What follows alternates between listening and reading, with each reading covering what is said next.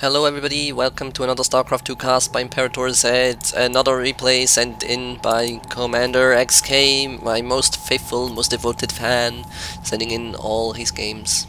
Well, I don't know, he's probably not sending all his games, he's just sending in games, game after game after game, which is awesome for me because it gives me material to cast.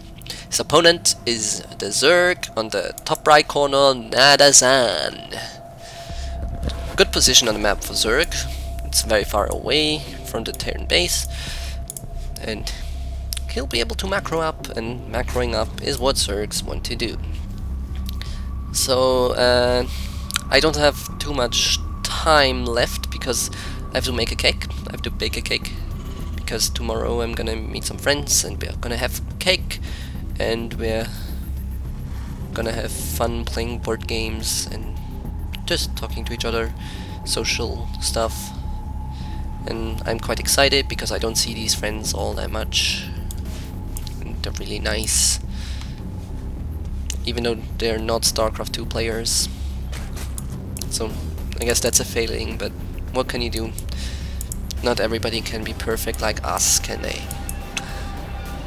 We have the old scouts going for Nadazan. Good things, good things. I usually don't drone scout as Zerg at all, unless my opponent is a Zerg as well. I don't drone scout, I just fast expand.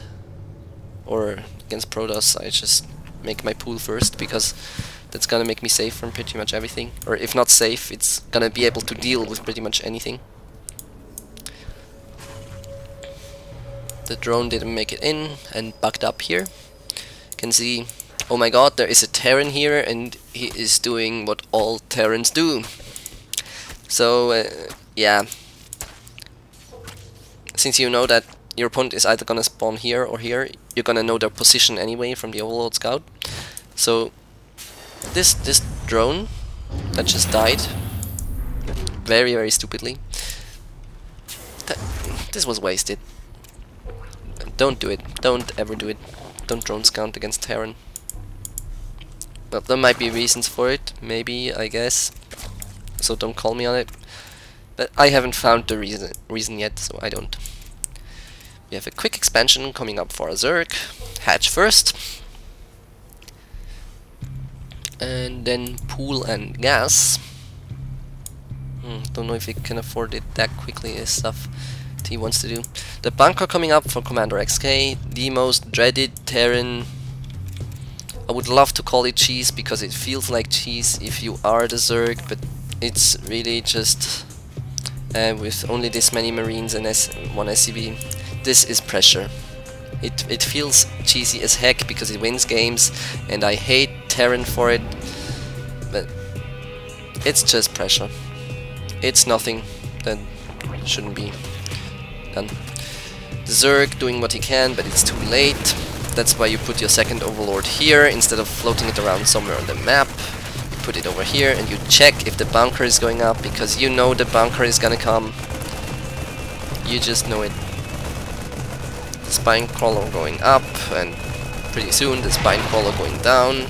Yeah, it's even cancelling it, but by now it's gonna do so much damage. And you can see our Zerg buddy. He's just making way too many Zerglings. This is overreaction. This is just such a huge overreaction. He might even need the Zerglings to take care of the bunkers by this point, but the mistake was made. And all our Terran buddy needs to do right now is the thing he's not doing. CommanderXk is not macroing up. He's not using his money. He's not building supply depots and units. He's not even got the orbital command hotkey, dear god. Yeah, hotkey this, hotkey your production stuff, hotkey, and just let the bunker take care of itself. It's probably gonna die. Salvaging it. Well, see, if you have this much money all the time, but what's the salvaging money gonna do? What's it gonna help you? Nothing. You need to be making out of your structures, you need to hotkey your stuff, and so on and so forth. But then the Zerg overreaction with the links was so bad that it didn't really put you behind. Though right now you are actually behind. Did you see that? Did you see what happened here? It was so much death on the Zerg side. So much stuff lost. But then you lost stuff as well. Marines aren't free, and if bunkers die, they are not free. And SCVs are not free. So, since you have not been macroing up, not been doing stuff, you actually came out the loser in this fight. The Zerg army is bigger. You don't have anything. And I don't actually see the Terran winning this without some sort of cheesy play like, well, ghosts, nukes, or... yeah. This was a bad attack. Well, the attack was good, but it was a bad everything else, and that's what's gonna lose you the game if you don't get lucky with nukes, or maybe cloaked ghosts in the base and no detectors, or just some sort of surprise maneuver. And you don't want to be winning games of StarCraft 2 with surprise maneuvers.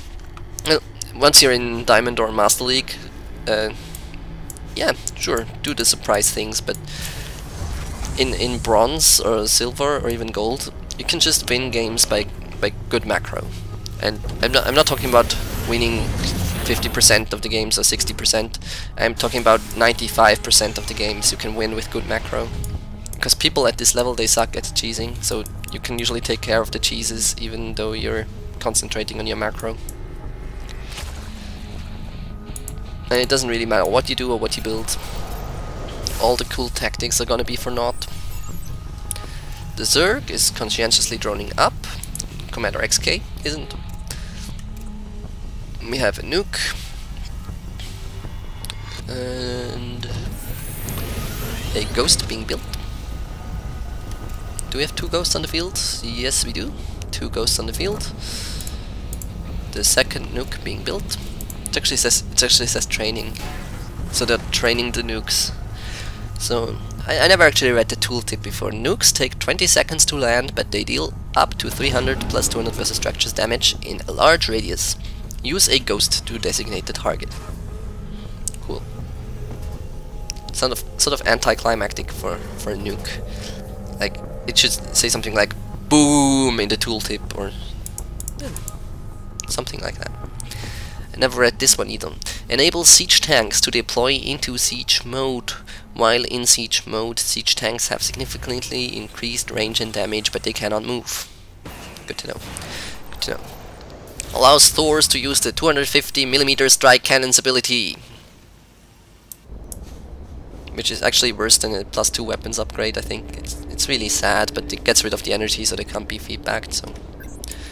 If for some reason you decide to build Thors against Protoss, and they try to feedback your Thors, you might have wanted to get the strike cannon upgrade, and... No, really, don't ever get it, it's not worth it. Scouting barracks. It's alright. Checking if there's detection, just not. And let's get into the Zerg perspective. He's checking for nukes. He should have seen it. Here's the nuke thing. He doesn't see it. He doesn't care. Let's just have all my stuff die a horrible death in flames. That's what I wanted. Like, I like to be roasted.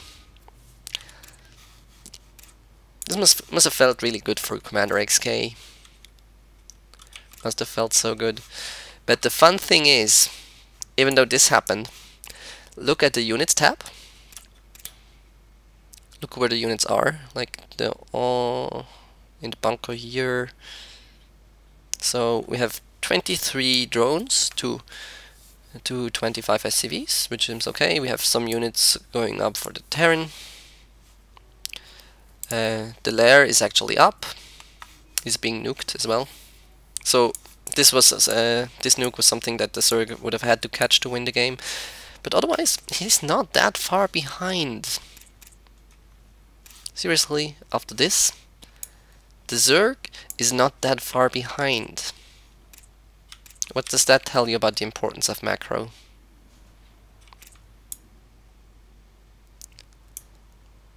I'm not gonna answer it, actually. I'm not gonna answer my rhetorical question because it's obvious enough. What does that tell you about the importance of macro?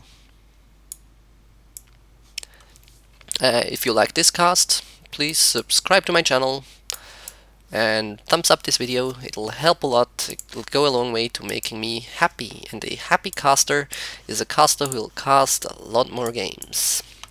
And right now I love doing it.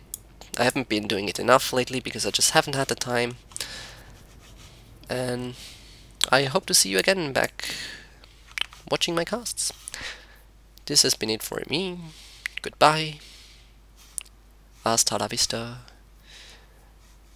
I am Imperator Z, and I am not signing out because I'm trying to find another cool phrase to use, because it's not cool enough anymore to say signing out.